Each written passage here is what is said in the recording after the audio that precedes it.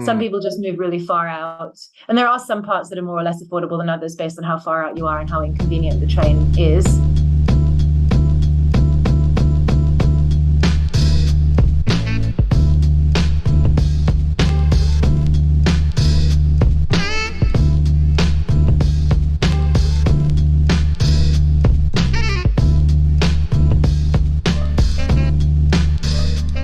In this week's episode of the mixtape, I had the pleasure of interviewing Dr. Anna Stansbury, an assistant professor at MIT's Work and Organization Studies Department.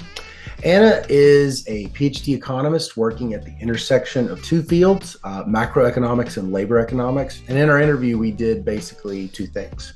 I learned more about her personal story, where she came from, how she got where she is, and I learned more about her thoughts and ideas about what's going on with workers in the United States today. Anna grew up in England.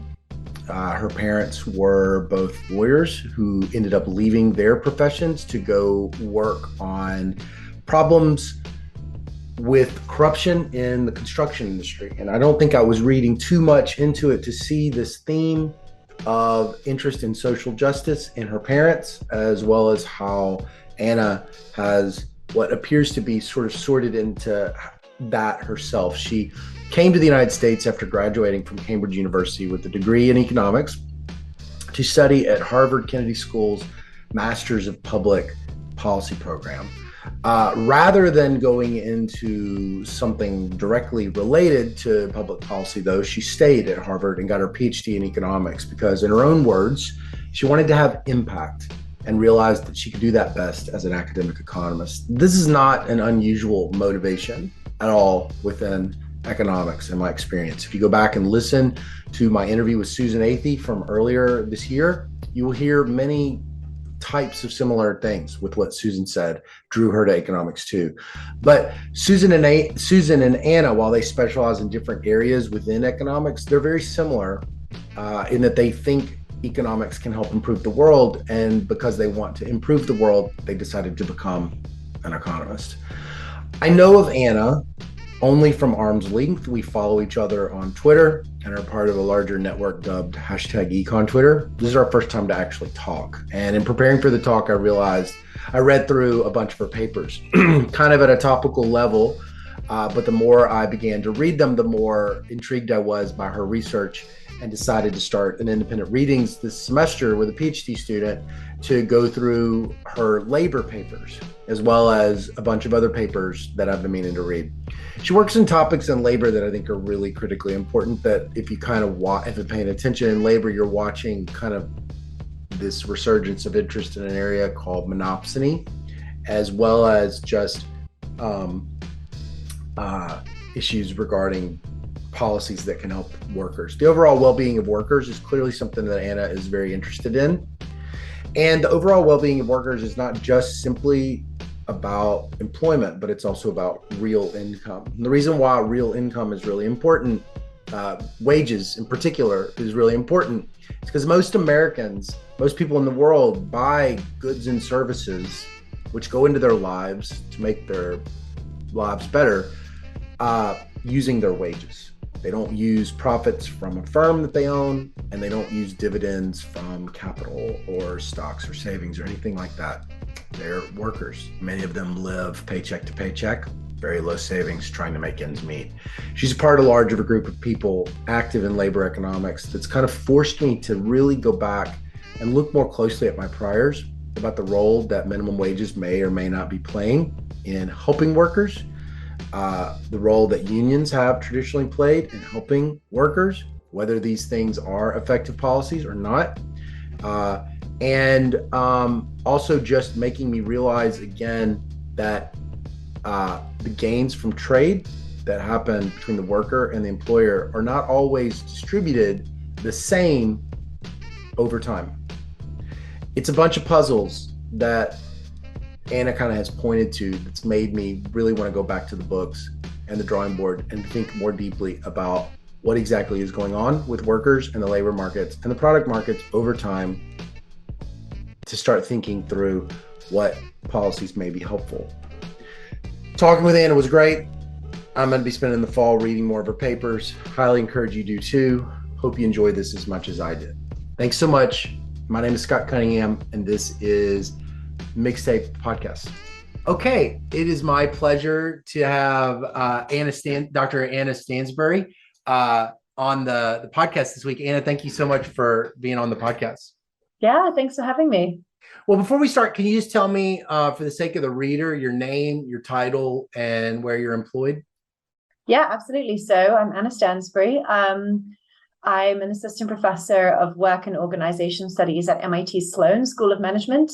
And I'm part of IWER at MIT, which is the Institute for Work and Employment Research. So it's a sort of interdisciplinary group of scholars studying issues to do with work and economic inequality as it relates to work, employment relations. Oh, okay, cool. All right. Well, let's start with an icebreaker. All right. Great. So, what was the first concert that you ever attended? How old were you? And who'd you go with when you went? So that's a hard question, the first one ever. And I don't know if I remember the first one ever, which maybe says more about me. But an early concert I went to, which I remember, was Battle of the Bands at high school. So I was at school during the kind of indie emo era. So everyone who was anyone was in some kind of an amateur indie rock band. So we would have these Battle of the Bands when we were 12 or 13. And if you were in a band, you got to be very cool and be on stage. And if you weren't in a band, you were sort of in the mosh pit wearing your black and pink stripy pullover or whatever it was we wore. So I remember that one very vividly. That's awesome. Wait, were you in a band or were you in the mosh pit? I was not. I was in the mosh pit. You're in the mosh pit. That's awesome. My first one was Van Halen, cool. the For Unlawful Carnal Knowledge tour. They came to Memphis, Tennessee, and it was in Memphis had just built this massive pyramid downtown on the river, on the Mississippi River. And so I got to see Van Halen. I did not like Van Halen though. So I was in this thing where I was unfortunate. All my friends liked heavy metal, and I only liked the Smiths and the Cure and REM. And so, but of course, like, they don't tour because they're from the 80s and it's in so anyway, but it was still a lot of fun. It was fun in a different way. It was fun because you were with your friends. Yeah, as an experience, right? Having seen Van Halen as an experience. Yeah, totally. So tell me, where did you grow up? I grew up in Buckinghamshire, which is kind of, when I'm talking to non-British people, I say London, but any real Londoner listening would be really upset if I said London, so I won't. So it's kind of between London and Oxford in the UK, in the countryside, but still close enough to the city that we sort of, feel part of the London world more generally. But I mean, I grew up next to a farm, so it was very countryside-y. Oh, yeah. Wow. What did your parents do? My parents run an anti-corruption nonprofit together in construction. Yeah, so they focus on preventing corruption in all its forms, fraud, bribery, extortion, everything else in the construction infrastructure sector worldwide. So I grew up with a lot of discussion of bribery at the dinner table. Oh, wow. Huh. Yeah. What are they like? How did they get into something like that? They were lawyers. My mom worked as a lawyer, as a litigator in construction, and my dad was trained as a lawyer and then worked in-house for, big engineering and construction companies. And they met when they were both doing that, and they were actually doing that in Hong Kong. Oh. And I guess at some point decided that it was time to transition, and having been in that world for a long time, had seen or heard of a lot of, not seen directly, but, heard of, been in the world of, and understood how nefarious behavior can happen in these big projects, because big construction projects, there's so much money going around and there's so much scope for problems. The classic examples being, you're a government procuring a massive power station or a massive bridge. There's so many opportunities for a small bribe here or there as to which contractor gets the gig, or whether you approve a project that shouldn't really have been approved, or the safety standards are relaxed and bribes change hands. And those are the kinds of things that, where there's a lot of scope. So my parents, having been in that sector for many years, sort of understood how it worked and thought that this was an area that really needs to be tackled. So in the early 2000s, they quit that and went for the anti-corruption stuff. Wow, that's crazy. I didn't even really think about that. Huh. That's a whole other conversation. That's really Yeah. so you grew up in the country. Yeah. Yeah. Oh, okay. What was that like? Did you enjoy that? Yeah, I mean, I loved it. I feel like it's a different thing in the English countryside near London than it would be in the kind of proper countryside because I was still Mm, near enough a city, you know, like we were on the train and I could get the train into London in an hour. I And so see. that's a very different experience than being very far from everything. But I really liked it. It was a kind of nice mix of you've got quite a, you know, sheltered existence. You can spend a lot of time outside, you can spend a lot of time doing sports. Mm, I used to do a lot of running, so I did a lot of cross country running. mm. Um, but you've still got the city there when you want to go to the movies or go out with friends or feel like you're having a bit of an adult life as a Yeah, teenager. yeah. And I grew up in Mississippi, which is Oh yeah. quote the country, but I have a feeling it was very different. Yeah. What was it like for It's you? probably a little more.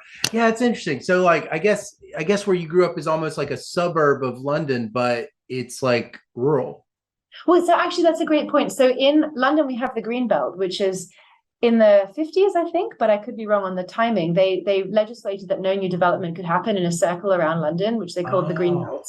And it was in order to prevent urban sprawl. But what it really meant is that we have a very dense city and then I guess a suburban ring, which is quite countryside-y and full of farms and parks and woodlands and things, huh. and then more building around the outside of that. But they So don't. It doesn't get suburbanized the way that like it's America. not allowed to. It's got incredibly strict planning Oh, restrictions. And one of the big debates in policy in the UK at the moment is whether to relax that. Should we be able to oh. build in the green belt? Yeah, but right now you're not allowed to. And so that's how I grew up in a house by quite a large town, but next to a farm. What's that? What did that do to housing prices in those areas? Oh, yeah, no, not good. They're Not good. I high. mean, They're super they're high. super high. I mean, in London for sure, and then even in the areas outside of London, just because we've had incredibly restrictive house building out, you can't sprawl, but we also have really restrictive house building restrictions up. So you can't go Mm, tall in London in almost any places because there are very strict restrictions on skylines and on shadow. You know, tall buildings cast shadow onto other buildings, and you're not allowed to do that without a lot of mm, approval. So house prices are astronomically high as a result mm. of these restrictions. Yeah. Oh, so where do people go? I mean, how does a how does a lower income person survive in London if they can't even move far away on the train line? Yeah, it's not good It's in hard. some. So Yeah. there's some affordable housing, but not enough. Some Mm, people just move really far out. And there are some parts that are more or less affordable than others based on how far out you are and how inconvenient the train is. But it's funny, I'm actually doing some work right now on regional economic inequality in the UK. And mm, we're one of the aspects we're looking at is pay premium in London versus in other parts of the country. And we find that there's a big London pay premium, even for lower income people of the same kind of qualification level relative to the rest of the country, but that's completely eroded by housing costs. So oh, there's actually a net financial right. disadvantage for living in London versus almost anywhere else in the country, unless you're in a really highly paid job. You pay your compensation is higher in London. Your net compensation is lower. Yeah, exactly. If you're a Mm, renter, if you're an owner, obviously it's very different because yeah, prices are not if it's very a much. But renter, if you're a right? renter, yeah. You got that data over time? Has that changed over time? We don't have it over a super long time series, unfortunately. I think we've only got it since about 2012, and you do see it worsening since 2012 because there's been a big increase in house prices. But ideally we'd have it for 40 years, and we don't have that yet. Yeah, yeah. But it exists. You've got to make it. That data We're exists. trying to we're trying to figure this out right now. Yeah. Hopefully. Okay. I don't want to take your project later. Steal it. No, Tell no, no, me you're about not taking it away. I'm just hesitating because I'm getting anxiety at the thought of whether it does exist because we do want to. it. Well, so when you were a kid in high school, what would you have been doing? What were your hobbies that you enjoyed outside of academics? Yeah, I did a lot of hobbies. I did a lot of sport, did a lot of music, and I did a lot of theater. So, like well, musical theater. So I don't know that's got a particular reputation in the US, but I was, in all the school musicals and in the orchestra and in the choir. And I did track and field hockey and netball, which is a British game like basketball, but you don't dribble. Oh, you don't Um, netball? yeah, netball. It's a great game, and I really wish it was played more widely. But yeah, it's you just pass. So it's a very and then you you pass and shoot. So it's basically very similar to basketball in that there are two nets and there's a ball, but you don't dribble. Is there a professional league? I think so, but only a few countries play. So there's definitely a national team in the UK, and there's a national team in a lot of other countries, primarily that were former British colonies, because I guess that's how the sport You don't have any layups. You probably don't have any layups. No layups. Right. No. There are you like have long shots. Yeah, exactly. Right. Penalty shot type things. Oh, that's interesting. So you can't move. No. So you've got to just be it's almost like ultimate frisbee almost. Yeah, I think it is like ultimate frisbee with a ball. And obviously it can bounce the ball. So you can still catch it on a bounce. Oh, you can pass it on a bounce. Oh, yeah. I see. Oh, that's interesting. Yeah. Can you find it online? I guess you can find it on YouTube. Yeah. It's a good game. It's fast. I'll have to look on. I bet there's like 1,000 TikToks of netball. Hashtag netball. Okay. No, TikTok. I haven't got that. No. Yeah. Okay. Well, so what subjects did you what were your academic interests when you were in like your grade school, high school years? So I was into languages quite a lot. I said a lot. I loved languages. So we had to, in England, everyone studies French pretty much in school. Everyone has to, because I guess because they're next door. And then my school also, you had to study another language. But then I did German, and then I also did some Spanish and did a bit of Italian and a tiny bit of Russian, which I've forgotten all of. But I love languages. So I did a lot of that. And also economics, honestly, from quite an early stage. Really? So we had in the UK, you take a set of exams at 16, which you take sort of 10 to 12 subjects at 16, and then you take only 3 or 4 subjects after 16, and those are the A levels, and economics was one of my A levels. So I loved economics, maths, and languages, and that's what I sort of specialized in.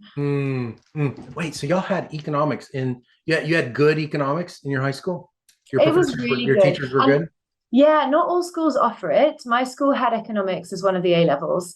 And actually, honestly, it formed a lot of how I thought about econ, because it was good. We did a lot of supply. It wasn't hard math. It was graphs. We did it graphically with graphical intuition, but it was good intuition. So we thought about perfect competition versus monopoly versus oligopoly. And, you have the different curves, and you think about deadweight loss, you think about price and marginal cost. We had a bunch of interesting macro. And I remember, because this was I was in these last 2 years of high school, 2008 to 10, which is obviously what a time to be studying macro, right? Yeah. It was the beginning of the Great Recession. It was the financial crisis. During this period, we had bank bailouts in the UK.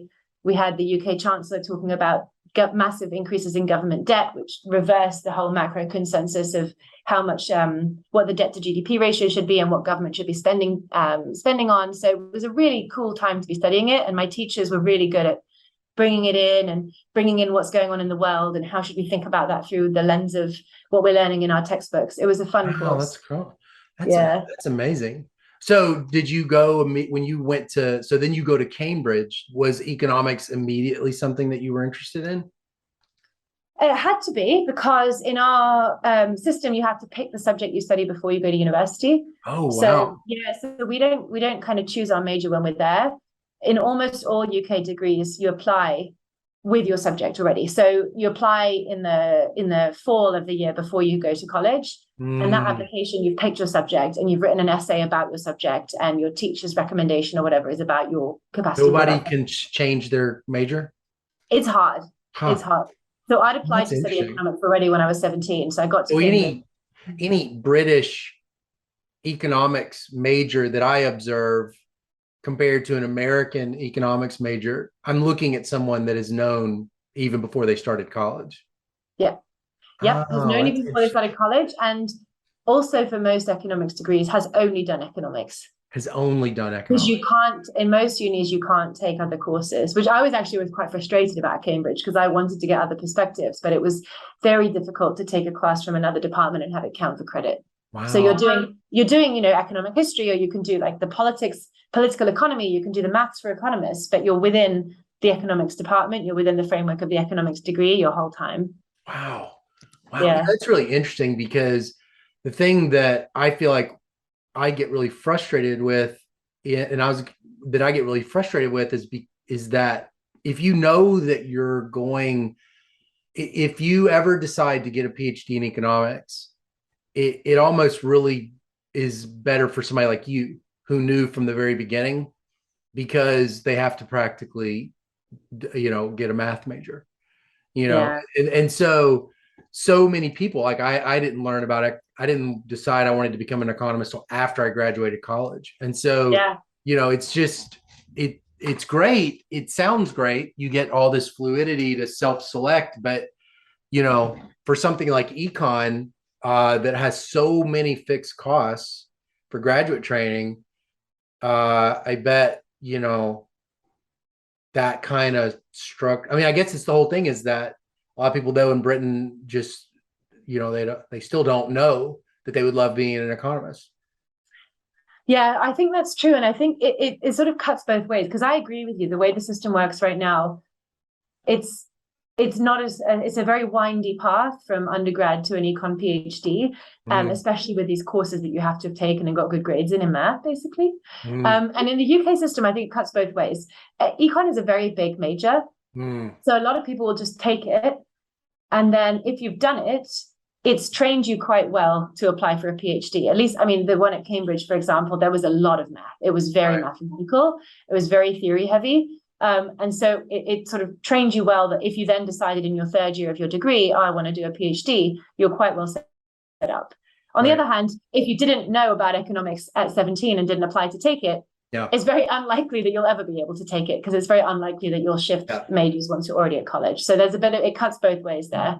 So, which means the system has got to build a lot more of all these majors into high school.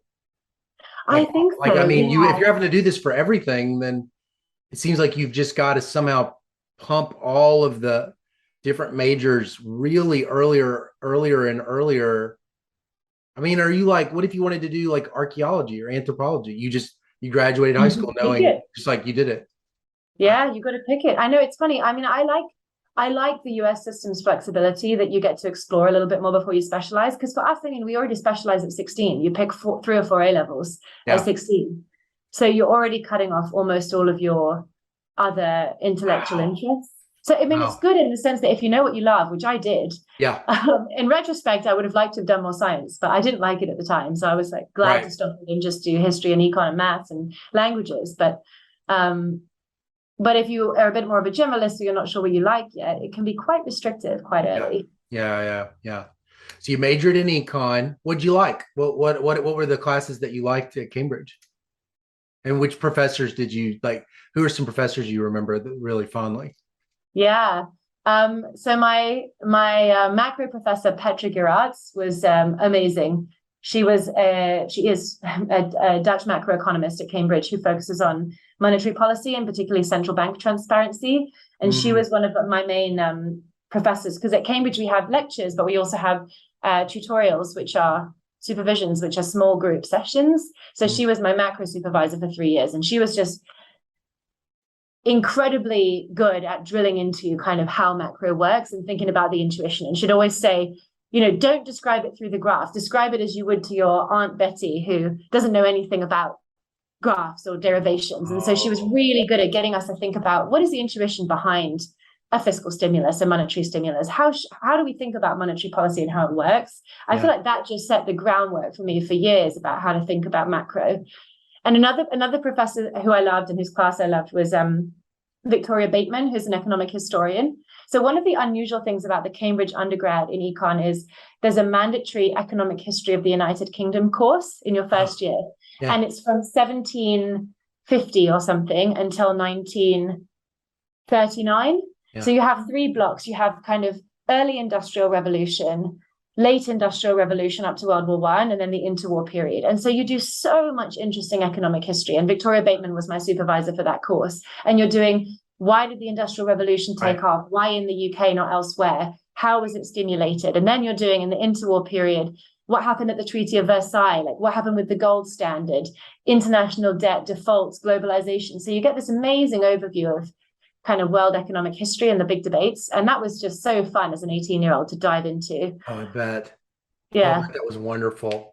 Who are some of the famous, like, I'm embarrassed. Was Keynes at Cambridge? James was at Cambridge. Yep. Oh, that There was a must lot have of, been so neat to just like walk around where he was.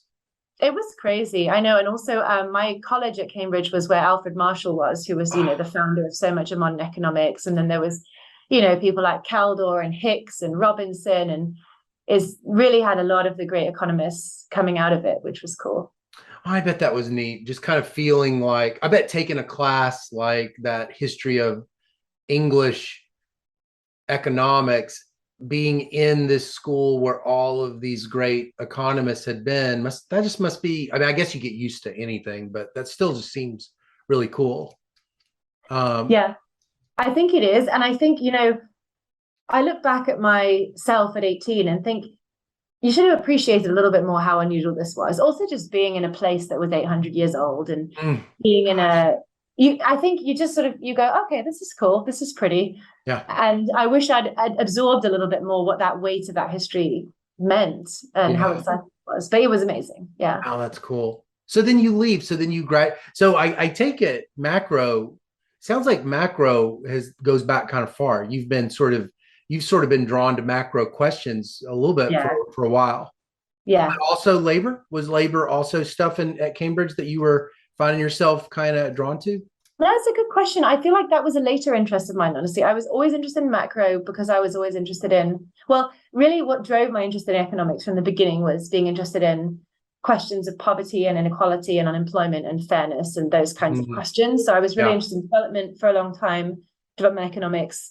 And I was interested in macro and finance, really very much shaped by the financial crisis being the defining event of my, like public social economic event of my teenage years. Yeah. So, you grow up reading about recessions and bank bailouts, and you see pictures of people taking their boxes of stuff out of Lehman Brothers after it went bankrupt. And this becomes what you're really interested in investigating. And then I think I got more into labor as I was thinking about inequality and unemployment and poverty in the context of advanced economies, particularly the US and the UK, and thinking about, well, how is this portion of inequality determined? Where do these massive gaps in pay for different groups come from? To what extent is this determined by the market? And that's how I sort of got more and more interested in that side of things. Yeah. I mean, even sort of, I mean, I don't want to draw too much out of this, but I mean, it's like, even your parents being so interested in corruption. I mean, within a sector, I'm sure that you're thinking about, I mean, I guess like, it's like, that's not really consistent with perfect competition exactly, or it does call for, interventions, or like, it calls for people. It's interesting that your parents choose to go in and try to address that. I don't know. I mean, it just seems like kind of, I don't want to overstay it, but it's like I could see that kind of social justice ethos kind of in your story a little bit. No, I think that's right. As I've reflected on my kind of where I came from a little bit more, I think that's a big part of it. And a big part of it is a sort of skepticism in concentrations of power and belief in the power of society, civil society and government regulation to combat it somewhat, which probably is a bigger through line. Right. Yeah. So, okay, I want to keep talking about that, but I got to save that stuff for in a minute. So then you end up taking a route into your PhD that is not as typical. You go to and get your master's of public policy at Harvard Kennedy School. Can you tell me why you ended up doing that? Did you know that you were going to end up doing a PhD eventually? No. Oh, okay. So I never wanted to be an academic. It was just never on my radar as a career path. I don't know if it was on my radar because I didn't really know what it was like, or I didn't want to do it, but it just wasn't. I was always really interested in the public policy side of things, sort of going back to this justice, I guess, social justice type streak. So when I was at Cambridge, as well as, I mean, I studied economics because I wanted to make the world better. And I thought economics was a way we could understand how to do that. And then while I was at Cambridge, I was very involved in a student society called the Wilberforce Society, which is a student think tank. So we wrote, it's called Wilberforce. Yeah, that's the guy that ended slavery in England. Yeah, exactly. And he was a Cambridge alum. And so the people that founded this group named it after him as sort of someone that, thought a lot about important things and then did good things with it. So we were a student think tank. And so I spent a lot of time writing policy papers, trying to engage with policy and media on this stuff. And I really wanted to go into public policy, into some kind of job, maybe in government or maybe in a international organization, maybe doing some kind of thing in the private sector, but as a social enterprise or a social impact finance type thing. So I went to the Kennedy School with that in mind, thinking I love public policy. I have a very strong academic training in economics, and I feel like I would like to be complemented with more of the practical stuff, more politics, more soft skills. And that's what the MPP was going to offer. And also just getting the experience to live in the US and go to Harvard and meet people from all over the world. I mean, just seemed amazing. So I went straight there after my undergrad, thinking that I would do this 2-year master's and use that as an opportunity to explore different career options in probably international development, social impact stuff, more broad. But while I was at the Kennedy School, I did some of that exploration and loved it, but wasn't necessarily sure that those were my comparative advantage. I did some internships, I did some classes, and also ended up doing some econ classes with Ricardo Hausman, with Larry Summers, and loved them, and realized that maybe I should stay. Yeah. What would it have looked like, do you think, if you would have said my comparative advantage is to sort of not be an academic, like at Kennedy School? What was it? Yeah. What was it? What's the signal that you noticed that you weren't getting? That what would it have looked like? Yeah, it's a great question. And I don't know if maybe it was just my idiosyncratic experiences that didn't give me that signal. And if I'd have had different ones, I would have, gone in a completely different path. But I think for me, it was just that I hadn't found a day-to-day work set of tasks that I loved. I was quite happy to do a lot of the tasks that I was doing, but I didn't love it on a day-to-day basis. I also felt, and this was just me and just personal to me, but I also felt quite strongly that when I was doing some of my internships in international development, I was learning a lot, but I wasn't sure how much I was contributing. And I worried that that there's a surfeit of somewhat educated, well-intentioned people from rich countries who want to help, but maybe don't actually have that much to add relative to a lot of expertise in developing countries. And it's really that expertise and that local capacity that should be supported rather than piloting, flying in foreign experts. And I wasn't sure how I could fit into being part of the solution there. So that was kind of causing me to question how exactly I wanted to contribute and what exactly I wanted to do. And then I think I saw positive signals of my comparative advantage from taking econ classes and realizing that I loved the analytical process. I loved the kind of figuring out some big puzzle about the world and thinking it through. And I realized that I loved teaching because I was a teaching assistant and found that I loved that. And I had this moment when I was on my bike once. So I was biking home from being a teaching assistant. I was like, I love teaching. I love doing this. I was a research assistant for Larry Summers a little bit on a project on the UK. I love doing this research. I'm so interested. I wish there was a job that I could do this. And then realized there was. So right. So that sort of, helped reorient my career a little bit. Yeah. I mean, I guess one of the signals that I just heard you say, which I don't think everybody, it is even meaningful to a lot of people, is this desire to have impact, right? Yeah. Like almost, I mean, some people would be like, impact, I don't know. I do it because I like it, or I do it because XYZ, but you're kind of wanting to have impact. That's what you're saying? Yes. Yeah, I think that's a good point. That's exactly. I wouldn't be doing this. I like the process, but I don't like it enough to do it on its own without a kind of a reason. For me, the reason is that I hope to have positive impact with my research and my teaching. Yeah. Okay. So you're seeing some economists, because there's a bunch of economists that are teaching at Kennedy in the Master's of Public Policy, and two of them is Hausman, Ricardo Hausman. He's still alive. Is that right? Yeah. Okay. Ricardo Hausman, and then Larry Summers. Yeah. So you end up continuing. You end up having conversations with them or something kind of in those classes that is kind of pushing you forward a little bit.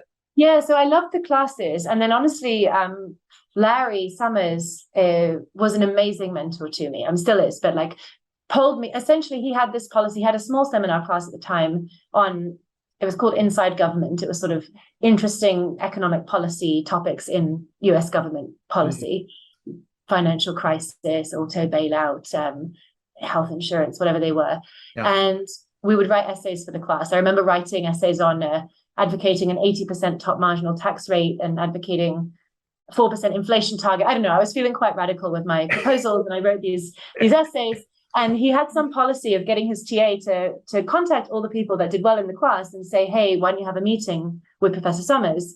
So if that contact hadn't happened, I wouldn't have ever met with him, because I'm not the kind of person that, and I wish I had been, that reaches out to professors to meet with them. So I did. I went and met with him, and, you know, as he did with all his students, chatted, what's your aspirations, what's your background, what do you hope to do? And he said to me, have you considered doing a PhD in economics? You know, you sound like you're well qualified for it, done great in the class. And that suggestion planted the seed. And then he said, well, if you are interested in this, be my RA, be a TA for the class that I teach with Marty Feldstein and Jeff Liebman and Kate Baker, which was a great class that I ended up TAing a couple of years, and see if you like it. Yeah. So it was that intervention really that changed my trajectory. Oh, wow. Wow. Yeah. That's great. That's neat. So, so did Larry Summers become your advisor when you were at Harvard? So you end up going and getting your PhD at Harvard. How many years were you there? Exactly. So I was 2 years in the MPP. Then I worked for a year as an RA and TA for Larry, for Ricardo Hausman, and for Marty Feldstein between my MPP and PhD. And then I did my PhD. Team. Wow, that's really cool. It was amazing. It was a wonderful year.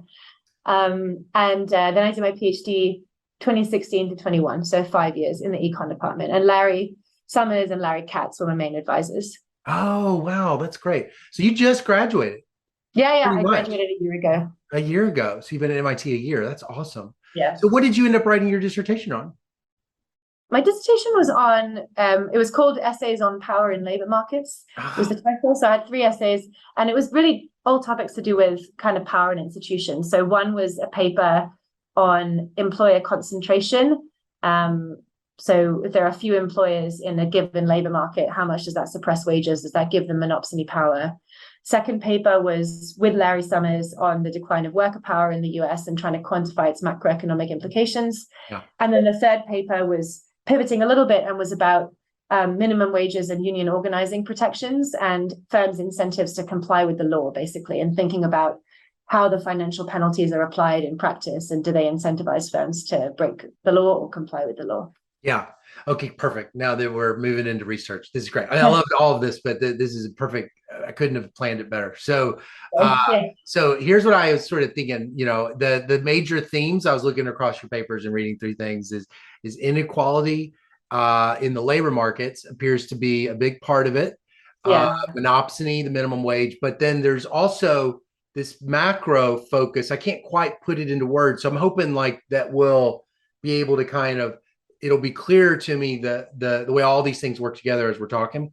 But so this paper with Larry Summers, I don't want to summarize it because I in the past on the podcast have talked too much, but you've kind of got these, it seems like you start with some strange empirical regularities. I'm going to call them strange because you're going to explain them. Usually that's the way I always think of it. These empirical regularities between worker compensation, firm profitability over a 30-year period of time. Can you tell me a little bit about, before we even get into the explanation, there's a set of facts over a long stretch of time. What are they? Yeah, absolutely. So the big facts that we're sort of trying to reconcile are, number one, a big rise in income inequality in the US since early 70s, early 80s, depending how you time it. One dimension of which is the decline in the labor share of income. So share of income going to workers is falling, share of income going to capital owners is rising. Fact number two is the rise How big is it? How big is that change over 30 years? Depending exactly how you measure it and from when you measure it, it could be about 5 percentage points of so our measure is the non-financial corporate sector compensation share. So we're just looking at the corporate non-financial private sector, basically. The share of compensation, the share of value added in compensation fell by about 5 percentage points from the early 1980s to the late 2010s. Are real wages are rising, but the share is falling? I Yes, know there's a lot of exactly. Yeah. heterogeneity too, though. Okay. So the share Yeah, that's falling right. would be the average real compensation hasn't kept up with total productivity. Yeah. Right. Right. Right. Let me ask something. If you have rising labor productivity, can you also, just in a traditional neoclassical model, if you've got rising factor productivity in labor markets, could you get that decline in the share? Or is it guaranteed So that it would also keep constant? It's something to do with the production function, right? it's how you specify the production functions. So one of the Caldor facts was that kind of motivated our use of a Cobb-Douglas production function as the baseline was that the shares of income of labor and capital had been roughly constant over the previous decades when he was sort of establishing the Caldor facts. Yeah. And so in your Cobb-Douglas production function, the factor shares are set by the coefficients, k to the alpha, L to the 1 minus alpha. But if you have a production function which is you can specify a production function where that's not the case, and the factor shares can change, and then they can change as a result of non-factor neutral technological change. So it could be that non-factor neutral. Yeah, as in technological change that augments one factor rather than the other. If you have a production function that's not Cobb-Douglas, then that can change the factor shares. Okay. Yeah. Okay. So you've got this. So number one, you've got workers are getting less of the total surplus associated with output. Yeah. That's the way I think about it. Exactly. That's fact number one. You and I we got together, we make some gadget, we sell it on the market. It was historically 50-50, and now it's like 60-40. Yeah. And you're watching it fall. And we're watching it fall. And the debate about how much it's fallen is pretty vibrant, but I think it's fallen at least a little bit. And it was pretty stable before that for a number of decades, really, since natural trends began in the 40s. Yeah. So, Anna, is this a completely different debate than inequality? Before we get into the more of these stylized facts, like I usually think of inequality as just like the distribution of wages across the population, or like 1%, the 1% growing or something like that. But it seems like I haven't really thought as much about the capital labor shares. Yeah, so I think when we talk about inequality, we're often talking about different aspects of the beast. Yeah. So I like to think about it that there are two big picture inequality questions. One is within labor income inequality and how that's changed. And that's been huge because we've seen the rise of very top income earners in we've seen two dynamics going on within labor. We've seen the kind of college, non-college divergence, particularly in the 80s and 90s. And then we've also seen the top 1% or top X% of labor earners really skyrocket. Your chief executives and other top executives, your lawyers, your other professional service people. So those are the two within labor dynamics. And then you've also got the labor on average versus capital, which is mostly shareholders dynamics. And then you've got something going on with top 1% people, which is a bit of both. Because a lot of top 1% income is labor, but a lot of it is capital. Some of it is not entirely clear if it's labor or capital because they're an owner manager of a large company or they're a partner in a hedge fund, and how much of that is labor and how much is capital. Well, now I can kind of see a little bit better, like all the things that macroeconomic theory is bringing into you, focusing on these labor questions. These all sound like I can see. I definitely see this like merging of the two fields in the way in your research. I think so, and I think there's a lot of people doing really interesting work at this intersection because to understand any of the big social questions about what you do about labor markets, you need the general equilibrium, and the general equilibrium is what macro as a field is about. And so having that interplay is really important, I think.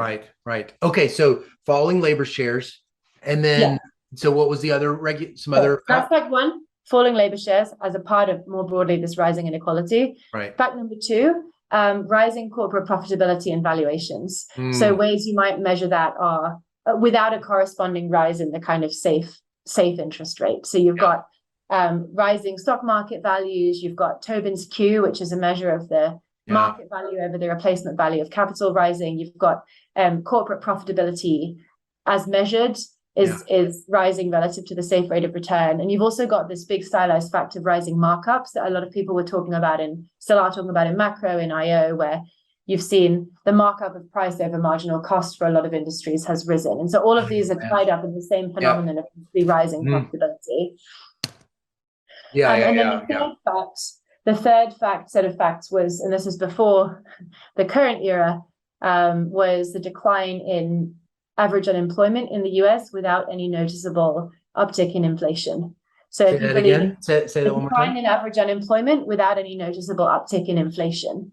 So if you believe in some kind of theory of the world where there's a natural rate or a Nehru, you expect that low unemployment at some point will lead to higher inflation.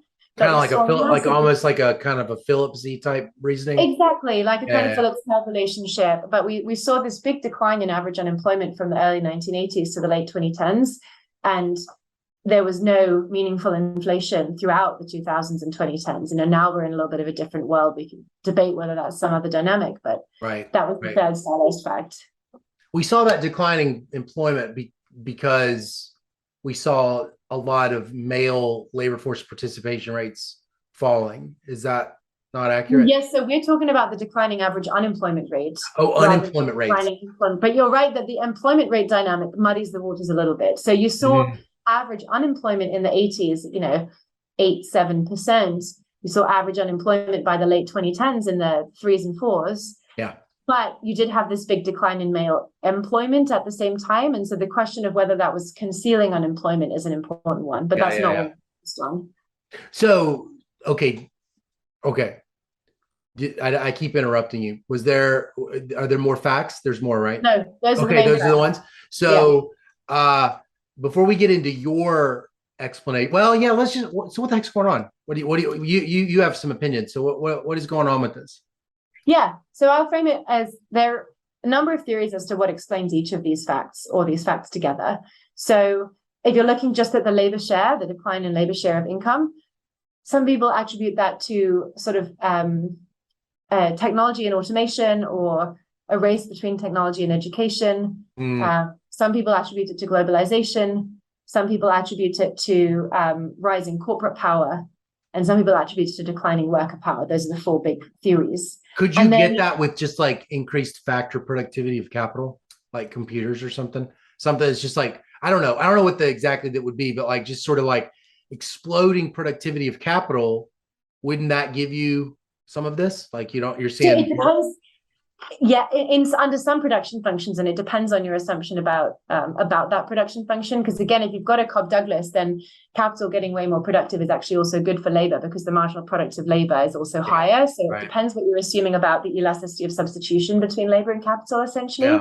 But there are some worlds in which that could be the driving force. Exactly. So there's a big debate about that. And then there is a number of papers that argue they take the labor share fact, declining labor share, then they also take the rising corporate profitability facts. And they say, look, this declining labor share stuff, this could be compatible with globalization, technological change, automation, all these sort of market forces type things that change the marginal product of different groups and therefore change their pay. Right? That's essentially what it's saying. Change the marginal product of labor relative to capital. Under some assumptions about production functions, it changes their pay. Those are competitive explanations. But we've seen this big rise in profitability and markups and valuations that can't be explained competitively. Therefore, the explanation must be a rise in corporate power in product markets. And we saw this big rise in corporate concentration over this period. The number of firms in a given industry has decreased. So maybe what's going on is market power and markups. And that's explaining the declining labor share, because capitalists are, they're becoming more profitable because they're becoming more monopolistic. Right. And that's also explaining these profits. And so then our paper came in and said, actually, all these facts can be reconciled just as easily with a decline in worker power as it could with the rise in corporate power. But we think there's a whole bunch of other evidence that is more consistent with the decline in worker power than it is with the rise in corporate power. So we're sort of saying the focus on power is probably right, but we should be shifting our focus on power to the labor market side of things rather than the product market side of things. Oh, so when you're talking about worker power, you are beginning to tap into the monopsony theory. You're saying other people were almost more focused on monopoly. And you're saying because because they were sort of saying is this monopoly issue that might be explaining some of this, and you're saying we think it's actually it's got elements of monopsony. Is that what you mean? So almost, except that I'm a little wary about calling it exactly monopsony, and the reason for that is we definitely want to focus on the worker power side of things, and I think monopsony has a lot to do with it as a baseline characterization of the labor market. But I think even if you had a world where the labor market was not monopsonistic, it was some kind of perfectly competitive labor market, and you had a product market that was monopolistic, and the monopoly power didn't change in the product market, but there were strong unions in the past and the unions declined.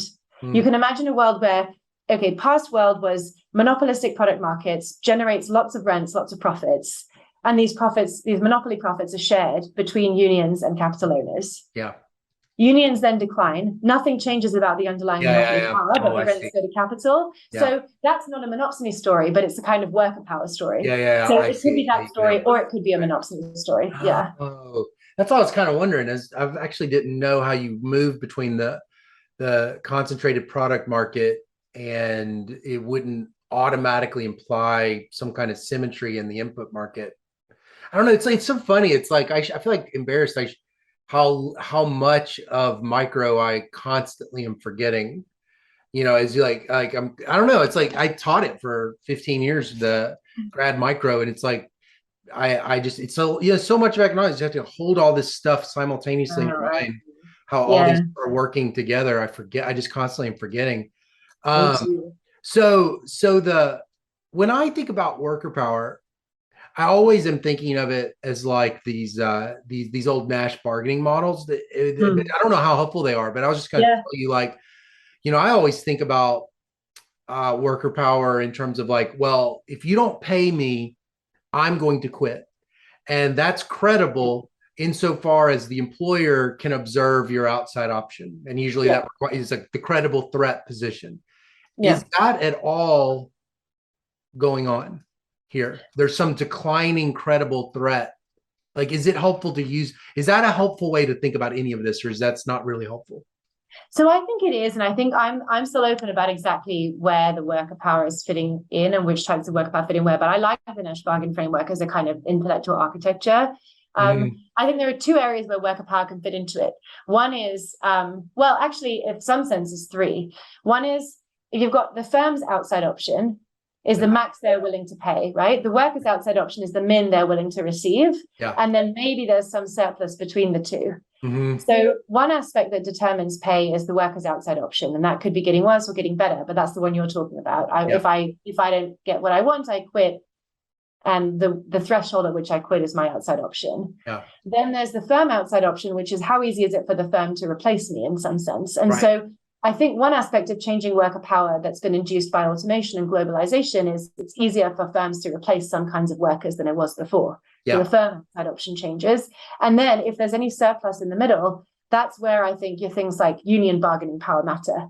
Because they might not affect your outside options, but they might affect how that surplus that's created by the match is split. So I think actually the Nash framework is quite useful just to think about which types of worker power fit where.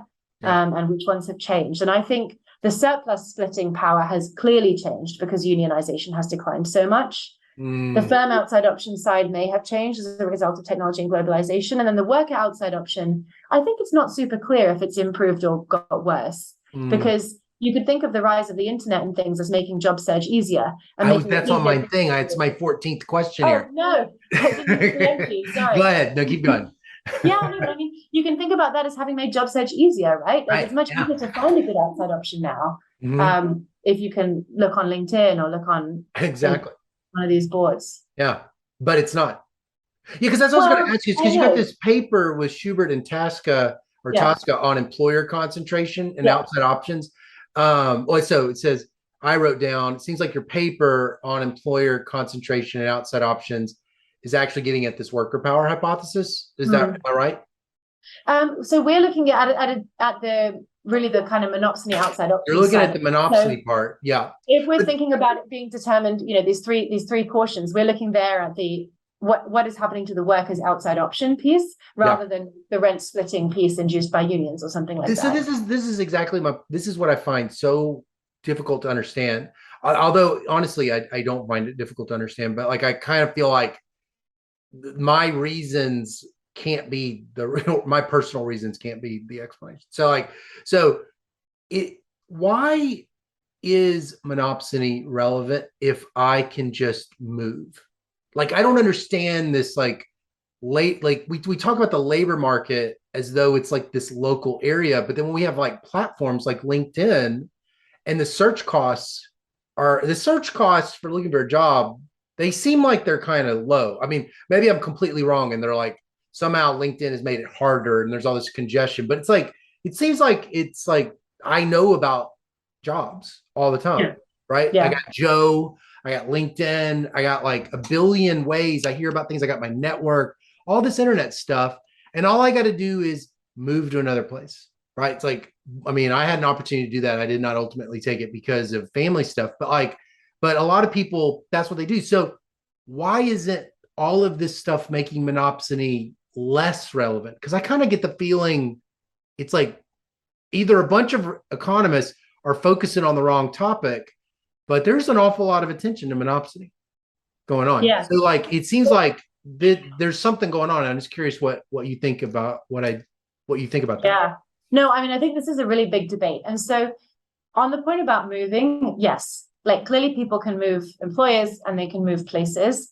And so that must impose a limit on the degree to which a firm can suppress wages for any given worker. And the more mobile a worker is, the smaller that limit is. I think what I would say is what I think the bulk of empirical research is adding up to tell us is that even though search costs are relatively low, switching costs are relatively high. It's the switching costs. As you said, you're not going to move if it's hard to move if you've got family commitments. It's hard to move if you've got a mortgage. It's hard even to move employers if you've got a kind of care schedule that you need to switch around.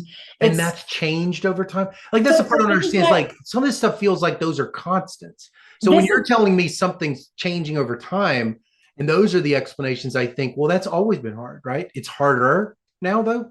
This is where I was going to say the second point is I don't think monopsony has changed over time. I don't think there's any evidence to say it's got worse. I think, and my take on the labor market is very similar to a paper by Erickson and Mitchell in 2007, where they had a great explanation, which is that the decline in worker power has exposed the latent monopsony of the labor market.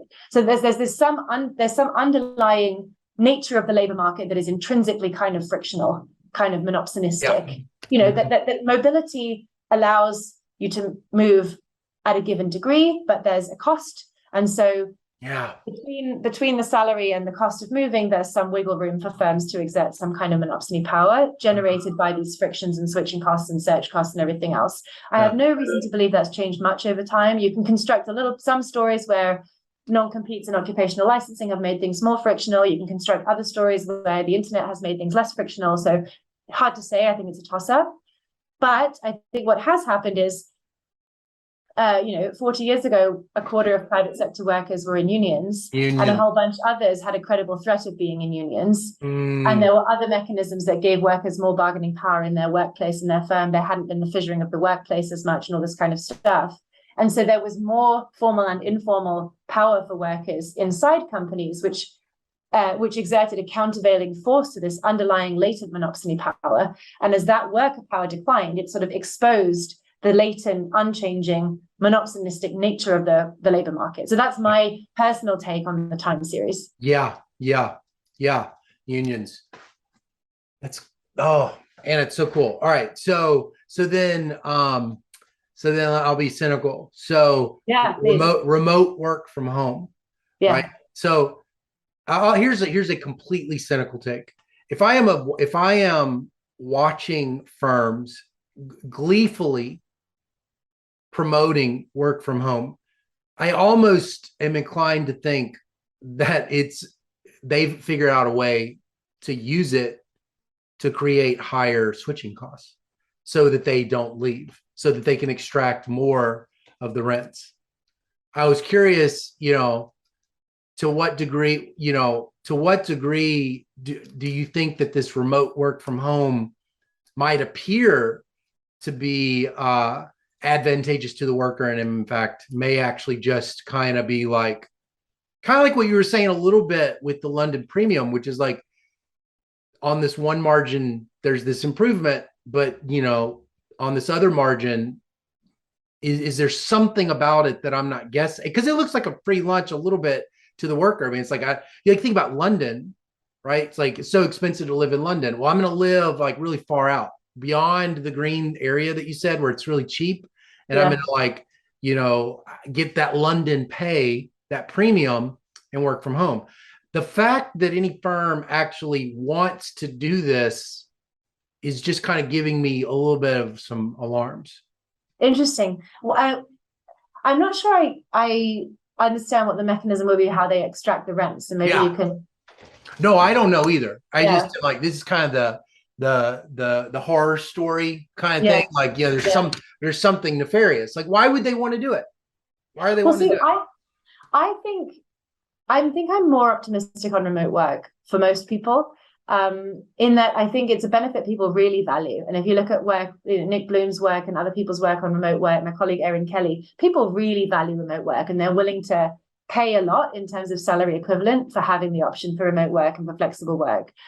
And if you add on then the cost of living in big cities versus outside big cities, you're going to value it even more if you're able to leave, because then you're not paying a whole bunch of money in rent for something you don't intrinsically value, assuming that there are a lot of people for whom living in the big city. Here's the mechanism. Okay. You get the same productivity, happier workers, and you pay them less. Right. So then the question is, are you extracting rent or are you creating value?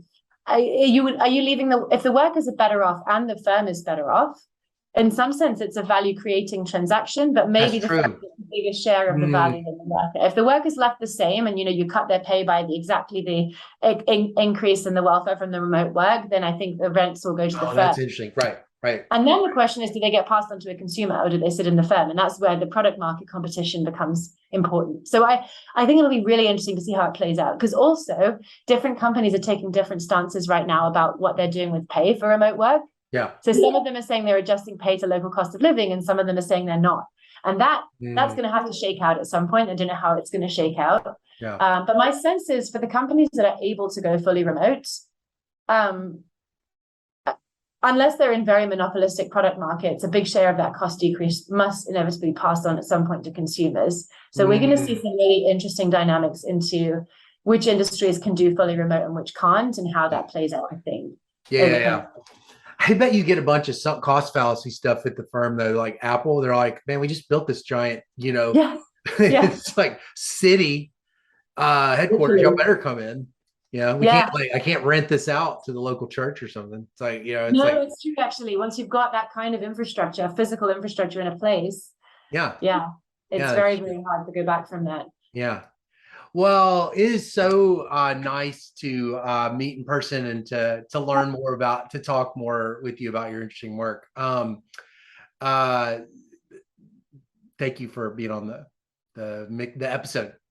Oh, it's so nice to talk. I really appreciate it. Thank you for inviting me. Yeah. Okay.